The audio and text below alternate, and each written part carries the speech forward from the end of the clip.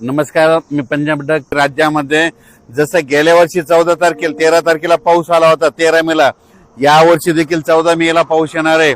आणि हे पाऊस कंटिन्यू मे महिन्यात आता मध्ये 14 पासून तर 30 मे पर्यंत दररोज वेगवेगळ्या भागात दररोज भाग बदलत, कधी पूर्व विदर्भ, कधी पश्चिम विदर्भ, 2 दिवस पश्चिम महाराष्ट्र, 2 दिवस विदर्भ, असं वेगवेगळा मराठवाडा, असं करत करत 30 मे पर्यंत दररोज विखुरलेल्या स्वरूपाचा पाऊस पडणार आहे आणि शेतामध्ये पाणी देखील साचणार आहे.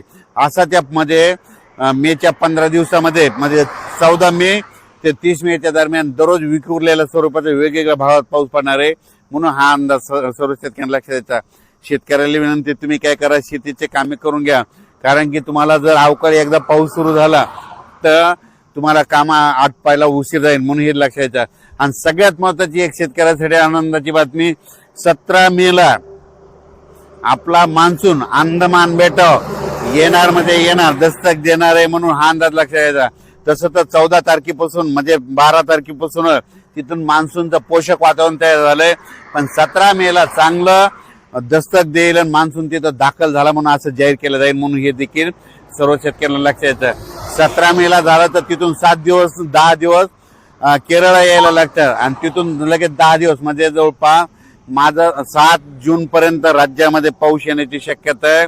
म्हणजे मोसमी पाऊस येऊ शकतो, म्हणून हा अंदाज लक्षात द्यायचा. पण राज्यात मात्र मोसमी पाऊस येईल तेव्हा येईल, 7 तारखेला येईल, 7 जूनला येईल, पण त्या अगोदर मात्र 14 मे ते मात्र 30 मेच्या दरम्यान म्हणजे राज्यामध्ये दररोज पूर्व मोसमी पाऊस गेल्या वर्षी जसा पडला तसाच पडणार आहे. म्हणून त्या पावसामध्ये विजेचं प्रमाण जास्त आहे, म्हणून तुम्ही काय करा, विजेपासून स्वतःची काळजी घ्या. त्याच्यानंतर आपली जनावरे झाडाखाली बांधू नका, कारण की 14 मे ते त्या 15 दिवसामध्ये राज्यामध्ये असा काही काही भागात पाऊस पडेल, शेतामध्ये पाणी साचेल, शेतातून वड्या नाल्याला पाणी देखील येईल, म्हणून हे देखील अंदाज लक्षात. काही ठिकाणी पाणी साचेल, काही मध्ये पेंडवालता पडेल, कुठे रिमझिम पडेल, काही ठिकाणी चांदण्या साचल्यासारखा पडेल, काही ठिकाणी वड्याला पाणी देखील येईल, कुठं शेतातलं पाणी पुढे ढकलं. पण हे पाऊस मात्र त्या 15 दिवसामध्ये गेल्या वर्षी